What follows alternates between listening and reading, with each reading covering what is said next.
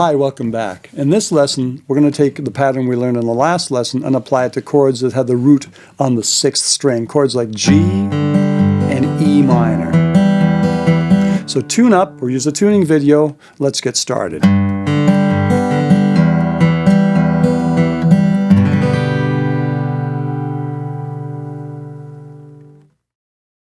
If you remember back to lesson 1, we had pattern number 1 with the root on the 5th string. So that meant that the 5th string was being played by the thumb, and then the thumb would play the 4th string. So the thumb is going back and forth, alternating, alternate thumb style, remember, 5th string, 4th string, 5th string, 4th string. That's because the C chord has its root on the 5th string. So now I've got a normal G chord here. Let's make a regular G chord.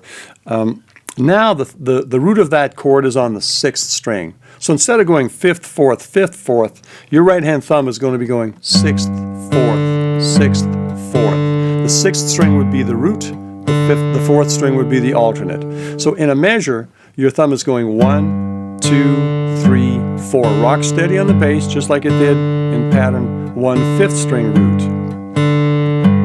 Now, the beauty of this is that the right hand does exactly the same thing, the right hand fingers. So you're going thumb, thumb first, thumb second, thumb first.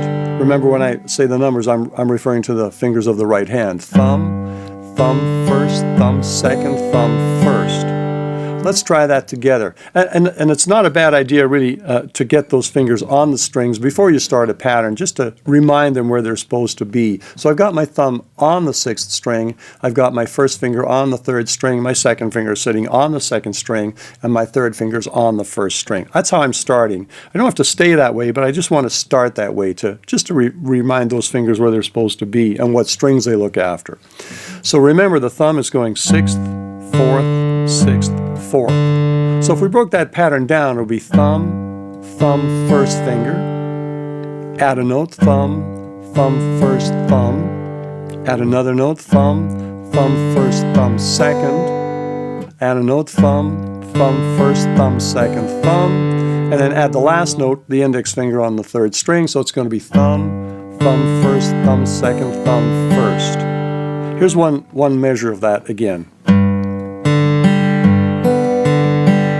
I'll count us in. Let's play 2 measures of that together. 1, 2, 3, 4.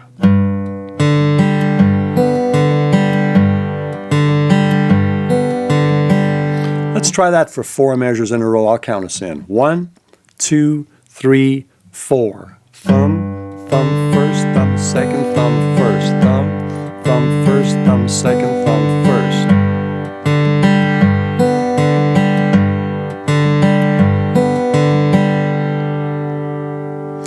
Now let's take a look at another chord that has its root on the 6th string, E minor. And we're using E minor because it's the relative minor of the key of G. So if you're playing a song in the key of G, there's a good chance you're going to need an E minor chord. The right hand pattern is exactly the same. It's thumb, thumb first, thumb second, thumb first. I like E chords. Isn't that great bottom end coming out of that open 6th string? So the pattern again, thumb, thumb first, thumb second, thumb first. I'll play one measure of it. It sounds like this. I'll count us in. Let's try 2 measures of that together. 1, 2, 3, 4.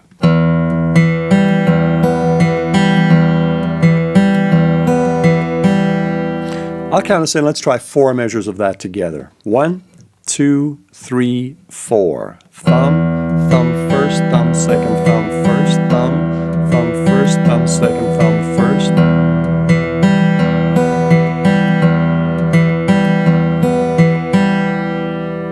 Now remember, if you want longer versions of these patterns, check out the practice pattern video. Now, the next step would be to take those 2 chords, the G and the E minor, and put them together in a little short chord progression. So we'll play 2 measures of G, and then we'll go to 2 measures of E minor. Remember, the only thing that's changing is your left hand. Your right hand is doing exactly the same thing for both of those chords. I'll count us in. We'll play 2 measures of G and 2 measures of E minor. 1, 2, 3, 4.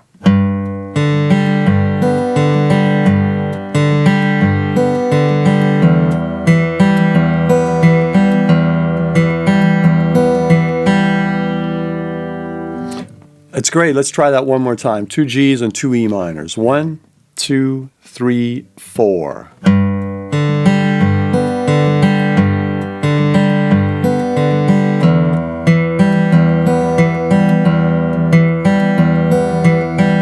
One thing that I think you can do to get the so that you can play those patterns for a lot longer, play 2 measures of pattern, the 6-string root pattern, and then try to play 3 measures, and then play 4 measures, then 5. Just sit there as long as you can. And if you feel that you're getting really comfortable with that pattern, just try to speed it up a little bit. Get those fingers working a little bit faster. And the more that you play the pattern, it'll become ingrained in you, and you'll get muscle memory happening, and then you'll be able to play it a lot faster. So now, we should really take the chords with the 5th string root and mix them up with chords with the 6th string root. So why don't we start right where we are on the G chord. And we're going to play 2 measures of G, and we're going to go to 2 measures of C. It's going to sound like this. G, C.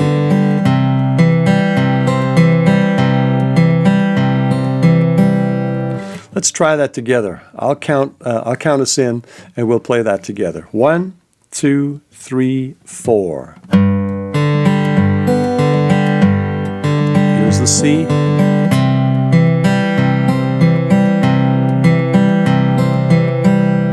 So remember that when you're changing from chord to chord, your right hand thumb on the G chord is going 6th, 4th, 6th, 4th. When you go to the C, it's got to go 5th, 4th, 5th, 4th.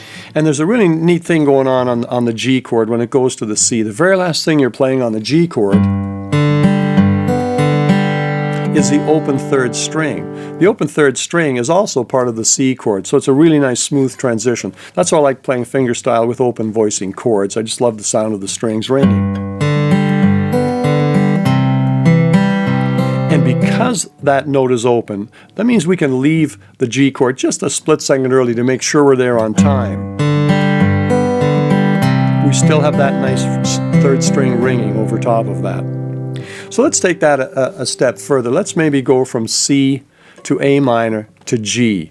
So if we did that for 2 measures each, we've got 2 measures of C, 2 measures of A minor. We'll go to 2 measures of G, and then go back to the C chord for 2 measures. So that's a fairly common chord progression in the key of C. This is what it's going to sound like. I'll play it for you.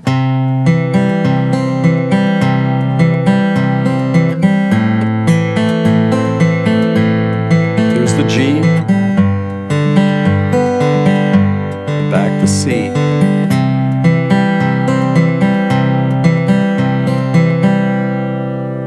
Let's try that together. 2 C's, 2 A minors, 2 G's, and we'll go back to the C chord. I'll count us in. 1, 2, 3, 4.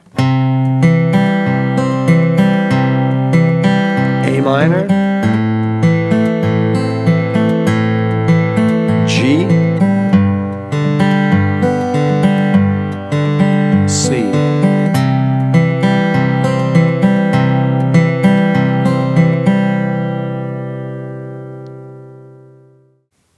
So now let's put that whole thing together in a simple chord progression, and for that purpose we'll use the 12-bar blues in the key of E.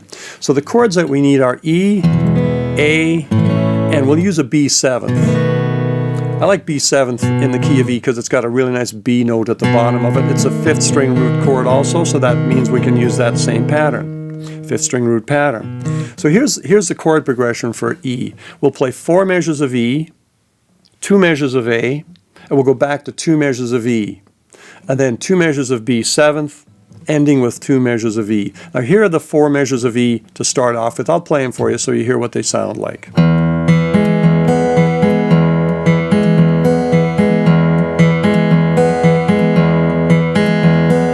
Now we're going to go to 2 measures of A. It'll sound like this.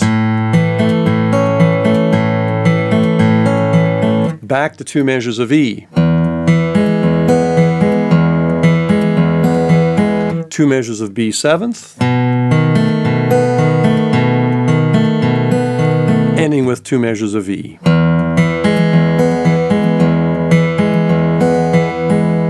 So let's put that all together. I'll count us in and we'll play through that. So remember, the E chord is a 6th string root. Your thumb is going 6th, 4th, 6th, 4th. The A chord and the B 7th chord are both 5th string roots, so your thumb is going 5th, 4th, 5th, 4th. I'll count us in. Let's give it a whirl. 1, 2, 3, 4.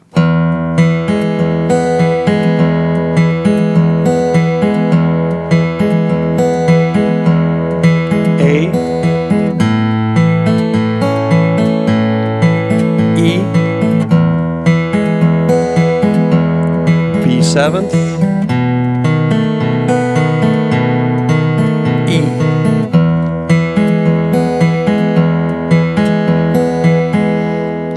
So there's the 12-bar blues. It's a basic 12-bar blues in the key of E. And that 12-bar blues had a chord in it, the E chord, with its root on the 6th string. It had two chords, the A and the B 7th, that had the roots on the 5th string, and we mixed them up. So if we think back what we learned today in this lesson, we learned a pattern that has its root on the 6th string. We did that with the G chord and the E minor chord. Then we mixed it up with chords that have the roots on the 5th string, the C and the A minor. In the next lesson, we're going to bring the 3rd finger into play. Our pattern so far has just been the thumb and the first 2 fingers. Now we're going to bring in the 3rd finger to take that to another level. So have fun, keep picking, and I'll see you in lesson number 3.